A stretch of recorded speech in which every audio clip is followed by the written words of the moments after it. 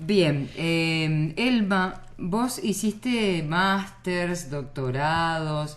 Contanos por dónde anduviste para estudiar tanto. Y vos viste que así somos los científicos. Primero tenemos que hacer la carrera de grado, después tenemos que hacer una maestría, puede ser en la UBA, en planificación urbana y regional. Después hacer un diploma doctoral en sociedades latinoamericanas. Si es posible, luego un doctorado en la Sorbona. Y ahí recién empieza la vida para nosotros. Ajá, recién empieza. ¿A qué edad empezaste? No, lo que pasa es que en el mundo científico verdaderamente, sobre todo hoy, hasta que uno no termina el doctorado, casi como que no lo consideran dentro del mundo científico. Es un aprendiz. Entonces, Pretendiente. Qué algo mal así, eso, ¿eh? sí, es dura la vida. Sí, la verdad. Bueno, ¿cuánto hace entonces que sos científica Y no, aceptada? Yo desde que estoy en esto hace 25 años. Así que... ¿Y qué significa esto de la planificación urbana y regional? Y significa que, por ejemplo, cuando la gente dice qué desordenado el crecimiento del área metropolitana, que desborda caóticamente sobre las tierras de consumo, entonces ahí venimos nosotros y les explicamos que no es ni desordenado ni caótico, porque en realidad quien dice eso es que no entiende los procesos que están actuando para que la ciudad sea como es y lo que nosotros miramos sea así y no de otra manera como nos gustaría. Lo que ocurre es que a la ciudad, como también al campo, se desenvuelve, se desarrolla en función de lógicas y racionalidades que en este caso son las del mercado. Y cuando eso no nos gusta, algunos que nos dedicamos a la planificación urbana y regional, entre otras cosas, queremos aplicar algunos criterios de una racionalidad más, y ahí vienen los objetivos que uno le quiera poner. En general lo que queremos son objetivos más cercanos al bien común, a las cosas socialmente compartidas, a la conservación de los ecosistemas y algunos otros objetivos que no siempre están presentes en acciones en las cuales la lógica del mercado es la que domina. Es decir, que tendría que preguntarte antes que se construyan las ciudades. Y no después. ¿Sí? Bueno, justamente de eso se trata, que la planificación es una actividad, digamos, que se proyecta hacia el futuro. Y ocurre también que no siempre estamos en condiciones o queremos proyectarnos y planificar, actuamos más impulsivamente, a veces porque somos caprichosos, a veces porque somos aprovechados, o sea, donde hay intereses particulares que juegan, y a veces también porque estamos muy abrumados por problemas de corto plazo que no nos dejan pensar mucho más allá de nuestro hambre de hoy, digamos así. Entonces, a veces dicen que en realidad, bueno, la planificación empieza después del desayuno, ¿no? Uno ya tiene la pancita llena. En realidad, el verdadero dicho es la sustentabilidad empieza después del desayuno. Sobre todo hay que ver qué se desayuna. Por eso te digo, si tener la panza llena puede ser bueno y considerar el futuro y las generaciones futuras. Una pregunta, y te cuento una cosa que si interrumpime si he metido la pata, pero la pregunta es si las características, la idiosincrasia, la racionalidad de un centro urbano se puede cambiar, si ha sucedido. Y te cuento el caso que me contaron de Bilbao, por ejemplo. Bilbao, una ciudad fundamentalmente pesquera, que cuando los grandes monopolios de la industria de la pesca matan al pescador, se transforma en una ciudad. El Museo Guggenheim transforma la idiosincrasia de la ciudad. ¿Es cierto eso? En realidad, digamos, nada se produce por arte de magia. Las cosas se van construyendo sobre las voluntades y sobre las intenciones de la gente, que a veces se plasman mejor en decisiones concretas y a veces, bueno, se pierden en las discusiones estériles, digamos. Pero efectivamente, a ver, las políticas, las decisiones políticas, así como vos las decís, uno podría decir, porque no nos ha tocado un buen político que esté iluminado y nos lleve por el buen camino. Y eso también puede ser cierto, pero yo también te aseguro que a los políticos hay que conducirlos y hay que marcarles el paso y hay que ponerles contenido, porque finalmente ellos están atentos, como lo hemos visto, a qué cuáles son las cosas que la gente quiere escuchar y entonces por ahí tenemos que nosotros ponerle los contenidos, y eso lo sabemos hacer. Lo que nos cuesta más es después reclamarle lo que nos ha prometido. Pero hay un elemento que es básico en esto, que es la decisión política de escuchar a los científicos. Creo que ha habido un proceso en Mendoza que se inició con esto, que tiene que ver con juntar a todos los sectores y bueno, e ir escuchando a cada uno y poder sacar una conclusión de esto. Justamente, y ahí vamos a unir con lo que hablamos al principio. Por ejemplo, en el Plan Estratégico de Desarrollo que se empezó a hacer ahora en el fines del 2009, durante 2010, que no hace sino responder a lo que ordena la Ley de Ordenamiento Territorial y Usos del Suelo, que dice, hagamos primero un plan estratégico para saber qué queremos hacer de nuestra provincia, en este caso no de nuestra ciudad, y en función de eso luego hagamos el ordenamiento territorial, hagamos que ese territorio acompañe esas intenciones. Bueno, 20 y pico de años tardó esa ley en salir, y salió por unanimidad en la legislatura y con muchos actores involucrados en su redacción. Era como que había un buen ambiente social, era un buen, digamos, caldo de cultivo para una acción, digamos, promisoria. Pero después también pasó que hubo la suerte de que un político, un secretario de Ambiente, que en este caso fue Carmona, se dio cuenta que eso era bueno para la política y también para él. Y la verdad es que condujo ese proceso involucrando a todos los sectores. Verdaderamente yo estaba ahí y vi que había verdaderamente pluralismo. Y entonces cuando esas cosas se producen, a los científicos que siempre estamos afuera y nos critican también por estar afuera, ahí sí nos dan ganas de entrar, porque sentimos que tenemos algo que hacer. Interlocutor tiene. Claro. Sí, tenemos una conjunción que nos da un espacio, digamos. Entonces, son como procesos que se retroalimentan positivamente, así como también se generan espirales de negativos. Sí. Claro, que es una participación que a ustedes les supone más laburo no redituable, porque ustedes tienen que ir a poner su conocimiento como todos los sectores. Bueno, pero es que para eso estamos, para eso nos pagan el sueldo. Yo te hago una pregunta más por ahí que tiene que ver con la cotidianidad de nuestra ciudad, que ha crecido mucho el parque automotor, y en términos de planificación, cómo está la ciudad, ¿qué se puede hacer para que se resuelva, digamos, el problema que tenemos con el tránsito, que entre otras cosas incluye que haya miles de accidentes casi todos los días en la ciudad? Y que sea muy difícil trasladarse, que colapse, que estamos de mal humor los mendocinos todo el tiempo.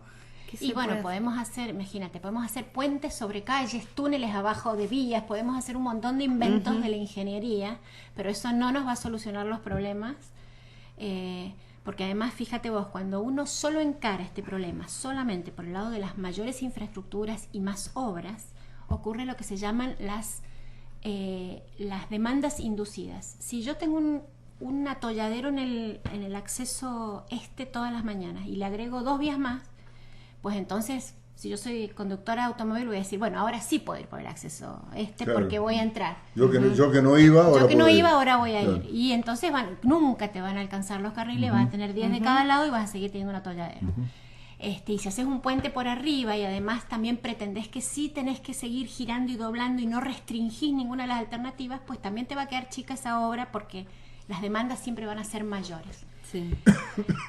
En cambio, si vos decís, como dijeron en París, las ciudades no sobreviven a los autos y nosotros tenemos una ciudad que queremos conservar y la mejor manera de conservar una ciudad es que la gente no solo la quiera, sino que la viva y quiera vivir ahí.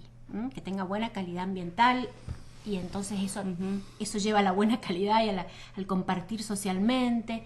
También ahí se arma un proceso sinérgico positivo. Y para eso hay que evitar tantos autos en la ciudad. ¿Y cómo hacemos si además queremos tener, 3 trabajos, que los nenes vayan a inglés a no sé dónde y la nena danza a no sé dónde y hay que moverse en la ciudad? No es como hace 25 años que vos ibas a la escuela de tu barrio y así eran las cosas. Sí. No, hoy todos se mueven más, hay más movilidad.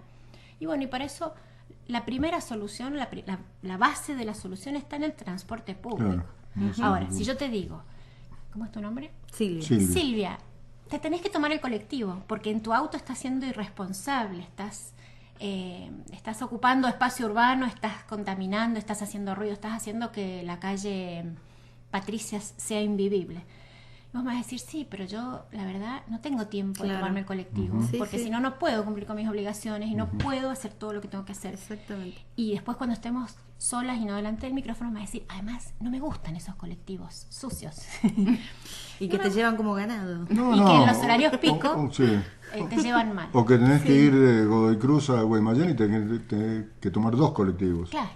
Bueno, o tenés que esperar mucho entre O uno y mucho, otro. claro, claro. O yo que vivo en el Bombal, que no tengo colectivos, por ejemplo, Tenés que para ir ir al centro. claro. Tengo Nada. o camino o La voy gente del en auto. Bombal es así, ¿viste? No, bueno, pero... Bueno, y si vivieses en el Algarrobal, probablemente te pasaría algo Claro. similar. Claro, o iba en Corralito y pasa el micro cada 20 años. Exacto. Bueno, entonces ahí hay que pensar en que tiene que ser un transporte público de mucha calidad, tiene que dar un buen servicio. Y el problema es que eso cuesta caro, cuesta muy caro tener un sistema de transporte.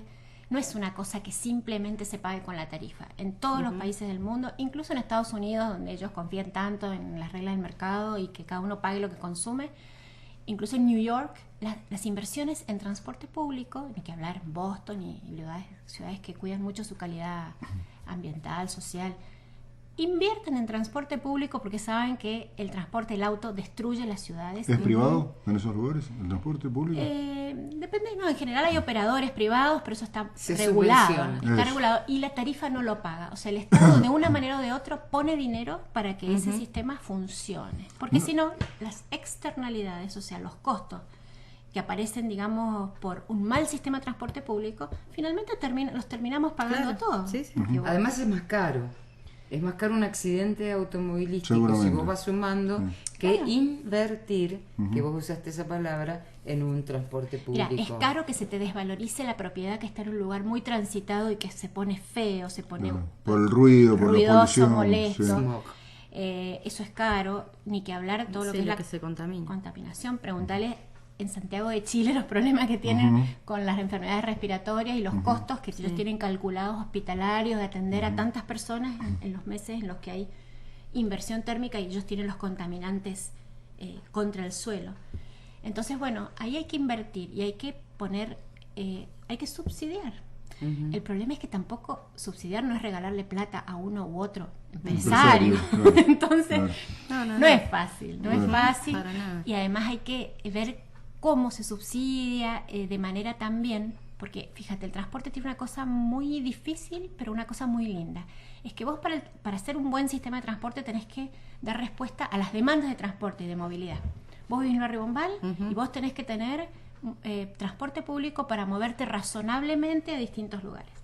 Pero la cosa interesante del transporte, y acá volvemos a la planificación y unimos con el tema que tratábamos anteriormente, es que cuando vos ofreces servicio de transporte un poquito más allá de lo que te piden, o sea, vos podés regalar un poquito de servicio de transporte hacia algún lugar, estás induciendo a que la gente ocupe esos espacios, viaje hacia esos lugares, visite, vaya, ocupe, compre, o sea, estás de algún modo Direccionando. controlando y direccionando el Claro. crecimiento urbano. Claro. Entonces, cuando vos estás muy acuciada por la demanda, difícilmente puedas ofrecer un resto, porque ese resto es caro. Claro. En general son zonas poco densas, que además Claro. te van a rendir poco en términos de tarifa.